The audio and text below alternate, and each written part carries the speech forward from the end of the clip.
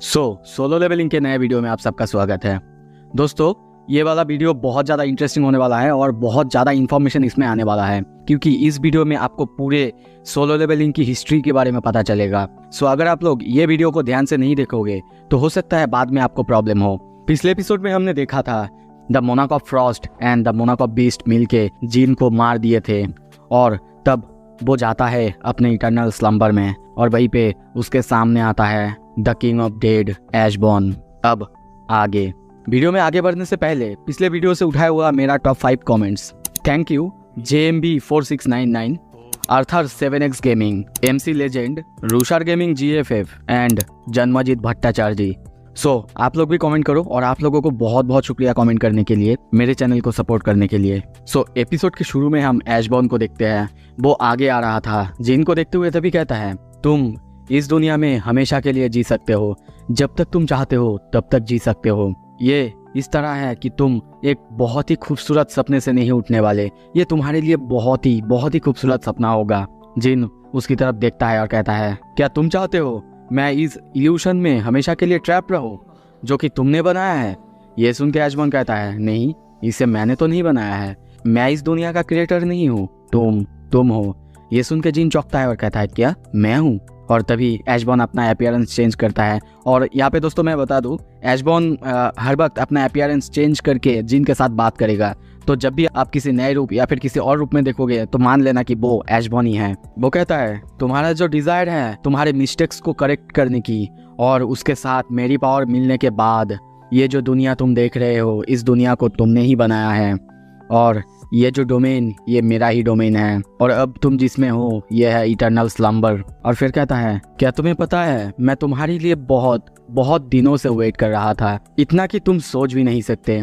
Even though तुम मौत के बहुत ज़्यादा करीब हो, यहाँ तक कि किसी और से भी बहुत ज़्यादा करीब हो, पर तुमने बार बार रेजिस्ट किया, किसी और से भी बहुत ज़्यादा रेजिस्ट किया। मैं तुम्हें एक चीज़ बताना चाहूँगा, I am the record of your struggles, the evidence of your resistance and the reward for your pain.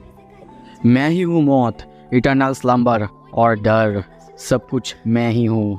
मैं हूँ तुम। और तभी वो अपना फिर से अपीयरेंस चेंज करता है और जिनबू के पुराने वाले अपीयरेंस में आता है।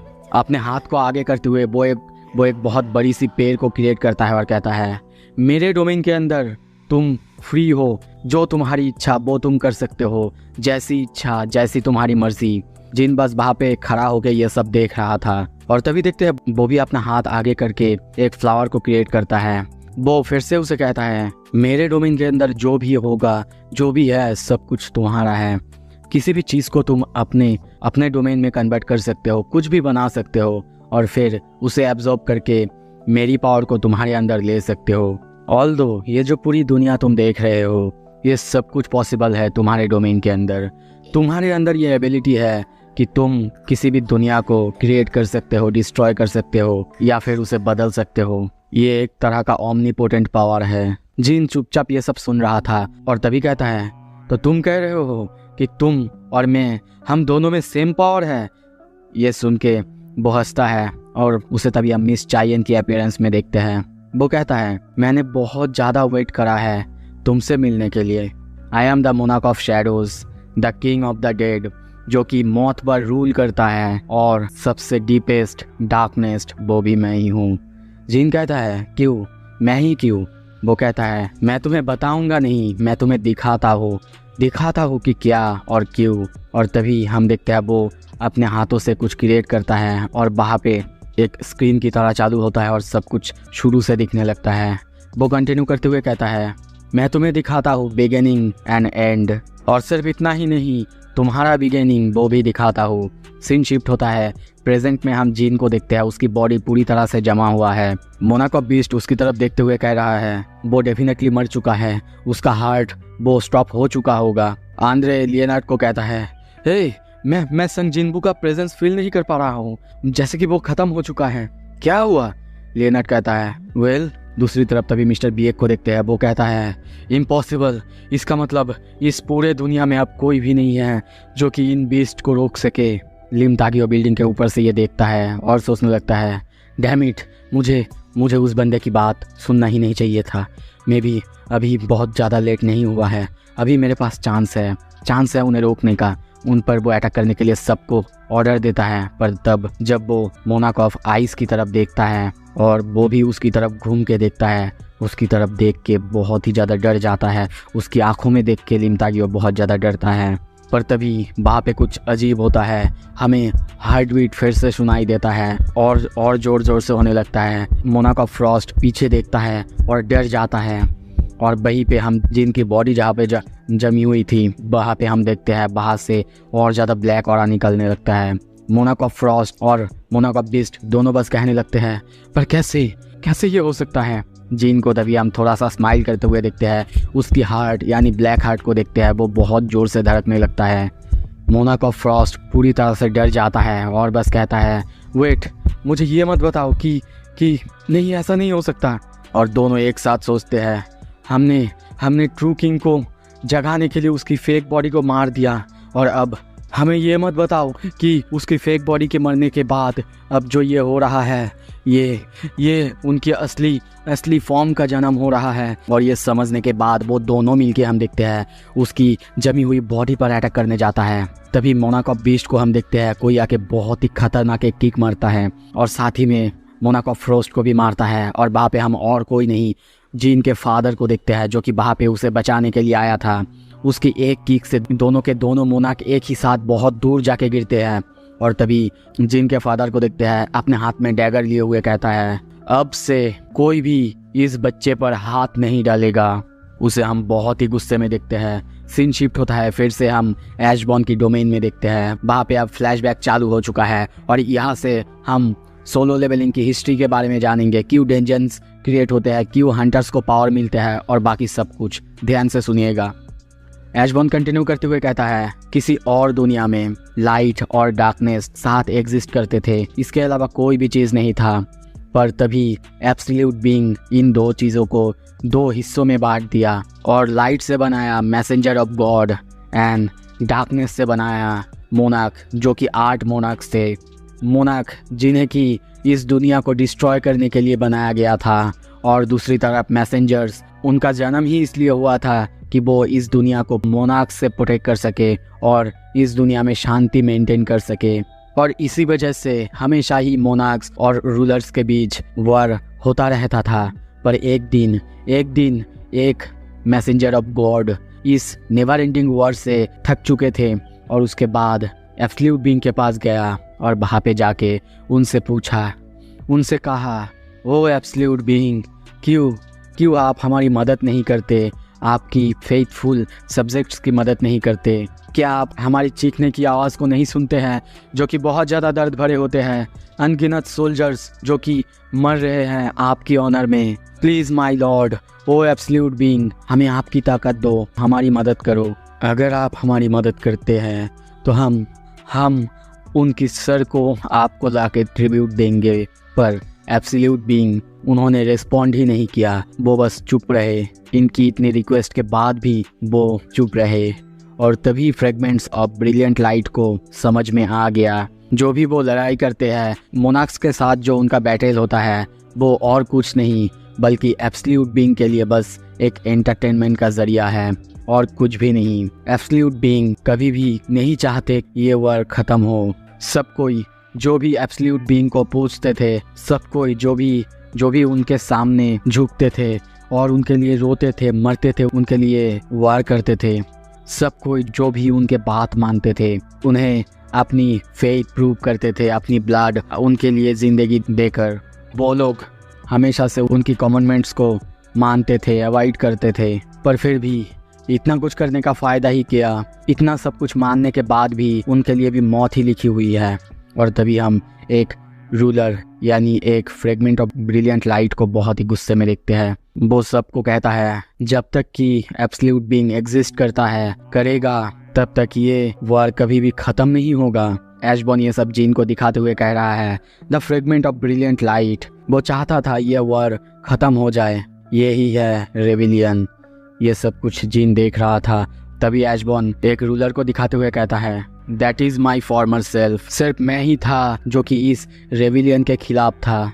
मैं मानना नहीं चाहता था और इसीलिए मैं उनके खिलाफ ही लड़ गया। पर मेरा आर्मी उनके मुकाबले कुछ भी नहीं था।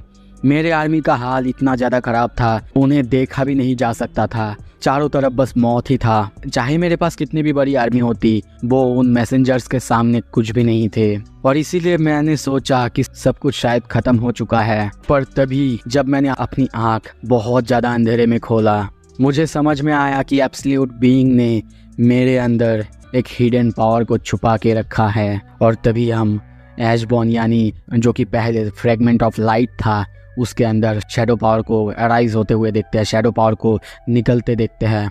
और तभी वो कहता है अराइज, और उसके ये कहते ही वो अभी जैसा शैडो मोनार्क है यानी एशबॉर्न है, बिल्कुल वैसा ही शैडो मोनार्क में तब्दील हो गया।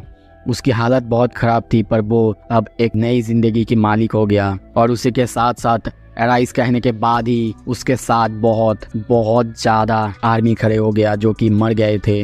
वो कहता है मैंने मेरी नई आर्मी को बैटल में उतार दिया। हावेवर जब मैं पहुंचा लड़ने के बाद, जीतने के बाद एब्सोल्यूट बीइंग के वहाँ पे जाके मैंने जो देखा वो देखने लायक नहीं था। जब तक मैं वहाँ पे पहुंचा तब तक सब कुछ ख़त्म हो चुका था।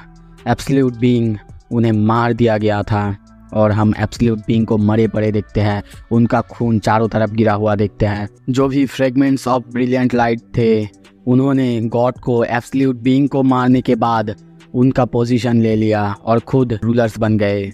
एशबॉर्न कंटिन्यू करते हुए कहता है और पावर हासिल करने के बाद उन लोगों ने मोनार्क्स पर अटैक करना चालू कर दिया उनके छोड़े हुए डिवाइस की मदद से। इसी के बदौलत Legia the king of giants and the monarch of beginning उसको कैप्चर कर लिया गया। और उसकी कैप्चर होते ही पूरा बैलेंस गड़बड़ा गया। और ये वही वक्त था जब सारे मोनार्क्स ने रियलाइज़ कर लिया इस सिचुएशन का ग्रेविटी कितना ज़्यादा है। सो ये चांस देख के मैं वहाँ पे उनके पास गया। उनके पास भी कोई भी रास्ता नहीं था, उनको भी रूलर्स से लड़ना था, तो उन्होंने भी मेरे साथ मेरे फोर्स को ज्वाइन कर लिया। और तभी से मैं मोनार्क्स के साथ मिल के रूलर्स के साथ लड़ने लगा। और ये मैं कोई फ्रेगमेंट ऑफ ब्रिलियंट लाइट के हिसाब से नहीं, ना कि मैसेंजर ऑफ गॉड के हिसाब से, बल्कि द मोनार्क ऑफ शैडोज़ के हिसाब से, उसके नाम से लड़ने लगा। वक्त, हालात, सब कुछ मेरे साइड था, मेरे कंट्रोल में था।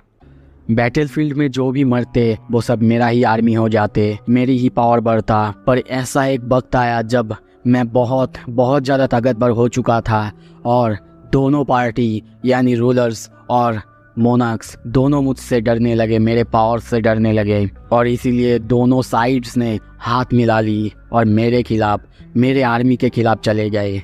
उन दोनों की वजह से, उन दोनों के मिलने की वजह से मेरी आर्मी करीब करीब पूरी तरह से ख़त्म हो चुका था। यहाँ तक कि बिट्रियल का सामना भी करना पड़ा। मोनार्क ऑफ फैंग्स ने उस वॉर को छोड़ दिया और भाग गया। पर वहीं पे था Baran the monarch of white flames and the king of demons. उसको मेरे खिलाफ जाने का कीमत चुकाना पड़ेगा। फिर आए वो लोग और हम ऊपर से यहाँ से वही सीन को देखते हैं जहाँ पे जिन ने देखा था, जिन ने आखिरी बार उन सारे फ्रेगमेंट्स ऑफ ब्रिलियंट लाइट को उतरते हुए देखा था। एशबॉर्न कंटिन्यू करते हुए कहता है फिर आए वो लोग, पर उनके आने से पहले ही मैंने मोनार्क ऑफ वाइट फ्लेम्स को अपनी कैद में कर लिया।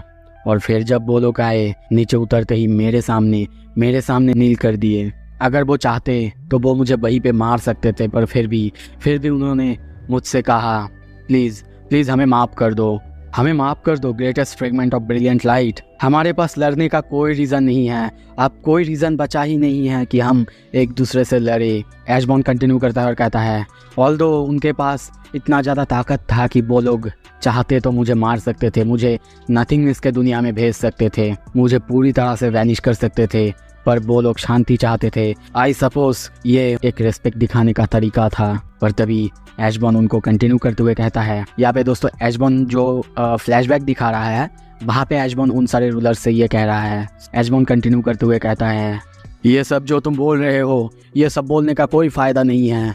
तुम लोगों ने मेरे मालिक, मेरे मास्टर को मार दिया है।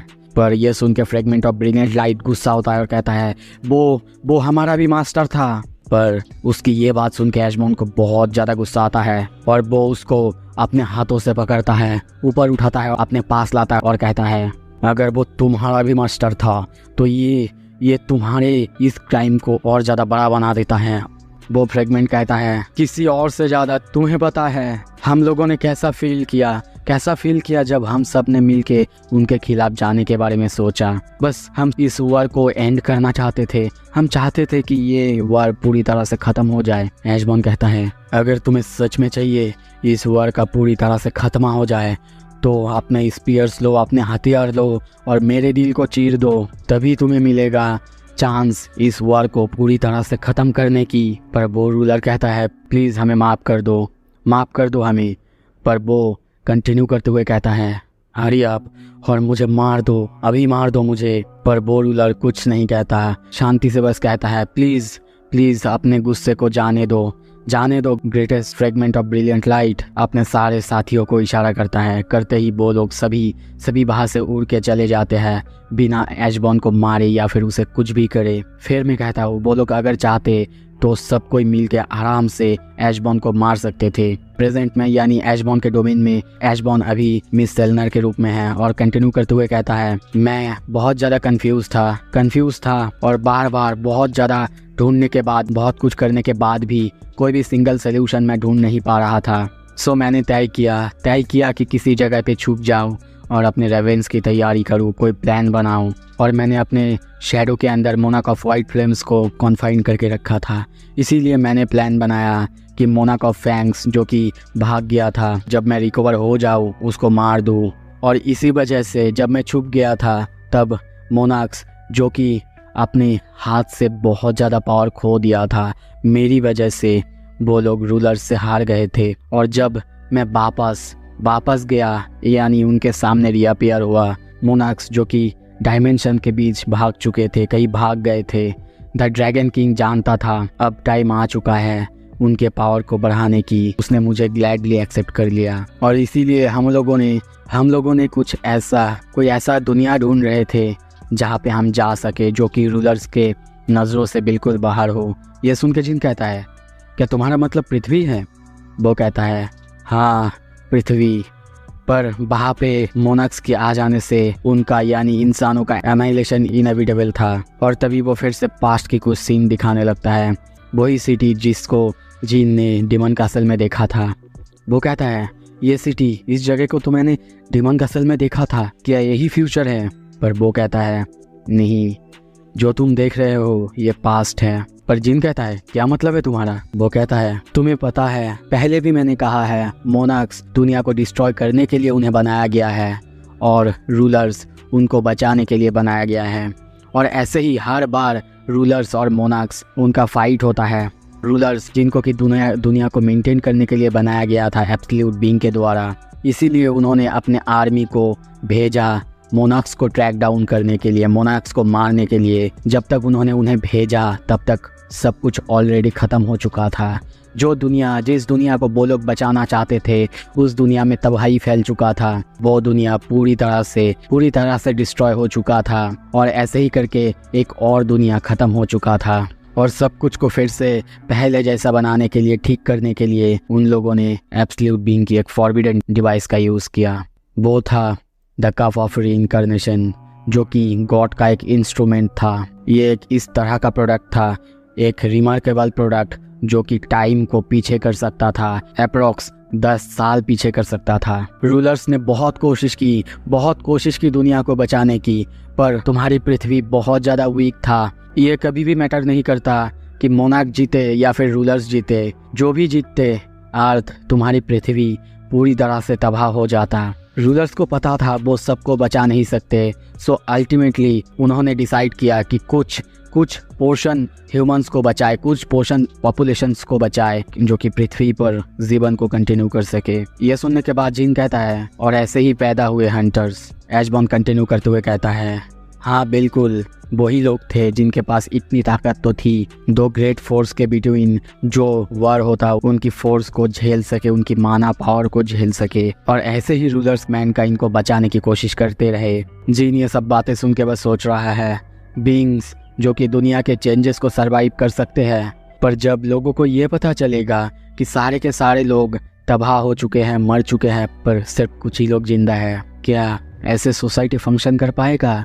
क्या लोग ठीक रह पाएंगे? और उसने क्या कहा, डीमन का सेल वो एक फ्रेगमेंट ऑफ ब्रिलियंट लाइट का मेमोरी था। उसकी तरफ देखते हुए वो तभी कहता है, तो इसका मतलब ये पूरी दुनिया ऑलरेडी बहुत बहुत बार डिस्ट्रॉय हो चुका है। ये सुन के वो कहता है, बिल्कुल बिल्कुल सही कहा तुमने। हाँ, हो सकता है हम लोग हायर बीइंग्स हैं, पर फिर भी हम टाइम के फ्लो को नहीं रोक सकते और इसीलिए बार बार काफ ऑफ रीइंकार्नेशन का यूज़ किया जाता।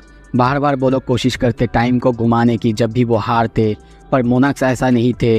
वो लोग बार बार अपने प्लान को मजबूत बनाते रहे, अपने प्लान को और ज़्यादा शार्प करते रहे जब तक कि गॉड का जो इंस्ट्रूमेंट है वो यूजलेस हो गया। ये सुन के जीन कहता है, क्या तुम्हारा मतलब है काप ऑफ रीइंकार्नेशन, उसका भी कोई लिमिट है? वो कहता है, दुनिया में कोई भी चीज़ नहीं है जिसके पास इनफाइनाइट पावर हो। पता है ना तुम्हें, एब्सोल्यूट बीइंग वो भी अपने ही क्रिएशंस के द्वारा मारा गया। ये सुन के जीन कहता है, कैसे तुम लोग एब्सोल्यूट बीइंग को मार सकते हो? उन्होंने ही तो तुम्हें बनाया है, वो तो तुम्हारा क्रिएटर है ना? एशबॉर्न कहता है, हाँ बनाया है। तुम्हारे दुनिया में भी तो मशीन्स को बनाया जाता है, पर ऐसा तो बहुत बार हुआ है ना? जो क्रिएटर मशीन्स को बनाता है, उन्हीं मशीन्स ने जाके क्रिएटर्स को मार दिया है। हम लोगों को बनाया गया था फाइट करने के लिए, फाइट के बेसिस पर उनसे भी ज़्यादा पावर्स थी और मोनाक्स को इन्हीं से इंस्पिरेशन मिला। रूलर्स ने अपने पावर को उधार में दिया कुछ ह्यूमंस को, उनके पास अपने पावर्स को दिया ताकि वो जाके मैजिक बीस्ट को मार सके। और तुम्हें क्या पता है, जो मोनाक्स है उन्होंने भी ह्यूमन बॉडी को उधार लिया या फिर बोरो किया ताकि वो इस दुनिया पे यानी पृथ्वी पर आ सके। यहाँ तक कि वो लोग, उनकी आर्मी जितना कि रूलर्स ने सोचा था उससे भी बहुत जल्दी आ रहे हैं। वो लोग कोशिश कर रहे हैं इस पूरे पृथ्वी को बहुत बड़ी सी एक ट्रैप बनाने की। जिन कहता है, क्या? ताकि रूलर्स की आर्मी यहाँ पे ह्यूमंस की मदद करने के लिए ना आ पाए? ये सुन के वो कहता है, बिल्कुल। पर मोनाक्स कभी भी इस दुनिया में नॉर्मली नहीं आ सकते। उनको इस दुनिया में आने के लिए किसी भी ह्यूमन वेसल की ज़रूरत होगा, जो ह्यूमन वेसल उनकी पूरी पावर को हैंडल कर पाए। और इसीलिए मैं और द मोनाक ऑफ डिस्ट्रक्शन अपने होस्ट को ढूंढ नहीं पाए, क्योंकि हमारी पावर बहुत ज़्यादा थी और हमारे लिए कोई होस्ट बचा ही नहीं था, कोई भी होस्ट पृथ्वी पर था ही नहीं। और तभी मेरे पास एक स्किल्ड मेज आया जो कि मेरे पास एक प्रपोजल लेके आया था। उसने मुझे ऑफर किया कि वो मेरे लिए सुइटेबल ह्यूमन को ढूंढ देगा और बदले में उसे चाहिए थी इमोर्टलिटी। हाउएवर पृथ्वी पर कोई भी ऐसा जिंदा वेजल नहीं था जो कि मौत को अपने अंदर समा सके। इसीलिए आर्किटेक्ट ने एक सिस्टम बनाया ताकि वो ढूंढ सके एक ह्यूमन को जो कि माना से बहुत ज़्यादा रिस्पॉन्सिव है, जिसके पास सुपीरियर फिजिक और स्ट्रॉन्ग मेंटलिटी है। वो बहुत ढूंढता रहा, पर मेरी वेजल ढूंढना इतना ज़्यादा आसान नहीं था। तब मैंने तुम्हें देखा, एक ह्यूमन जो कि अपने बाउंड्रीज को क्रॉस करता है, जो कि रूल्स और रेगुलेशन से बाहर है सब कुछ से। तुम कमज़ोर थे, मैं मानता हूँ, बहुत ज़्यादा कमज़ोर थे। बार बार मौत का सामना हुआ तुमसे, पर तुम मौत को धोखा देकर वापस आ पाए थे। मैं तुम्हें नोटिस करता था, देखता था, यहाँ तक कि आर्किटेक्ट का डिसअप्रूवल होने के बावजूद मैंने तुम्हें चुना। इसीलिए मुझे फिर से एक बार कहने दो, I am the record of your struggles, the evidence of your resistance and the reward for your pain। और उसको हम जिन की पापा के रूप में देखते हैं। उनको सामने देख के जिन भी पूरी तरह से चौंक जाता है। जिन कंटिन्यू करते हुए कहता है, हाँ श्योर, मैंने आर्किटेक्ट के स्कीम को ब्रोक किया। आई डाउट कि मैं इतना ज़्यादा स्ट्रॉन्ग था कि मैं तुम्हारे पावर्स को पोजेस कर पाऊँ। एशबॉर्न कंटिन्यू करते हुए कहता है, हाँ, पर आर्किटेक्ट ने यह पॉसिबल किया। उसने तुम्हारी बॉडी को इस तरह से अडेप्ट करवाया, तुम्हारी बॉडी ह्यूमंस के साथ साथ एक बीस्ट की तरह हो गया। सिस्टम जिसे कि इस तरह बनाया गया था जो कि तुम्हारी बॉडी को हर वक्त चेंज करता रहता, हर वक्त मेरे हिसाब से बनाता रहता। जिन कहता है, इसी वजह से ये जो सिस्टम मैं अपने सामने देखता हूँ, इसे एक वीडियो गेम की तरह बनाया गया और ये मुझे एक प्लेयर कहता है। पर पहले तुम मुझे ये बताओ, तुमने तो आर्किटेक्ट को बिट्रे कर दिया था ना, पर क्यों? ये सुन के एशबॉर्न थोड़ा सा सीरियस होता है और फिर कहता है, जैसा कि तुमने देखा था, रूलर्स ने मेरे पास आके एपोलॉजी दी थी, दूसरी तरफ मोनाक्स ने मेरे साथ बिट्रेयल किया था। ये सब कुछ को देखने के बाद मुझे तो कोई साइड लेना ही था। ये वही डिसीजन था जो कि मुझे लेना था। तुम्हें पता है, तुम्हारे साथ टाइम बिताने के बाद मुझे खुशी मिलती है। परहैप्स शायद मैं चाहता था कि मैं तुम्हें ना खोऊं। मैं तुम्हारी तरह बन गया और तुम मेरी तरह बन गए। पता है, इसमें अब कोई स्ट्रेंज बात नहीं है। ये जो बॉडी है, ये तुम रखो या फिर मैं रखूं, हमारे लिए हम दोनों एक ही है। तो मैं तुम्हें चॉइस देता हूँ, तुम्हें डिसाइड करने के लिए देता हूँ। यहाँ पे मेरे डोमेन यानी डेथ्स डोमेन में रहो और इटर्नल शांति में रहो, एक ऐसी ड्रीम में रहो जिसे तुमने बनाया है, या फिर वापस जाओ उसी रियलिटी में और अपने दुश्मनों का सामना करो। ये सुन के जिन कहता है, तुमने कहा था तुमने एक डिसीजन लिया था राइट? सिर्फ तुमने रूलर्स का ही साइड नहीं लिया, बल्कि तुम्हारे अंदर इच्छा बाकी ही नहीं है कि तुम उनके साथ फाइट करो। तो फिर मुझे ये बताओ क्यों तुम मोनाक्स के साथ अलग अलग दुनिया में भागते रहे? ये सुन के वो कहता है, क्योंकि वहाँ पे मेरे लिए कोई जगह नहीं था। जिन भी हंसता है और कहता है, मेरा आंसर भी सेम है, मैं यहाँ पे बिलोंग नहीं करता। एशबॉर्न वो थोड़ा सा हंसता है। जिन कहता है, क्या मैं तुम्हें लास्ट बार देख रहा हूँ? ये सुन के एशबॉर्न हंसते हुए कहता है, मैं अपनी इटर्नल रेस्ट में वापस चले जाऊंगा, पर तुम अभी हो मोनार्क ऑफ शैडोज, हमेशा के लिए जीते रहोगे, हमेशा के लिए जिंदा रहोगे। तो आई डाउट हमारे रास्ते कभी फिर से एक साथ आएंगे। मरने की वजह से तुम्हारा पावर पूरी तरह से एब्सोल्यूट हो जाएगा। पता है ना वापस जाने का रास्ता? जिन हंसते हुए कहता है, पता है मुझे, क्योंकि मैं हूँ तुम। और तभी हम दोनों को आखिरी बार के लिए आमने सामने देखते हैं। जिन अपना आंख बंद करता है और कहता है, अराइज। सो इसके साथ ये एपिसोड यहाँ पे ख़त्म होता है। अगला एपिसोड जल्दी ही आएगा। देखने के लिए बहुत बहुत शुक्रिया।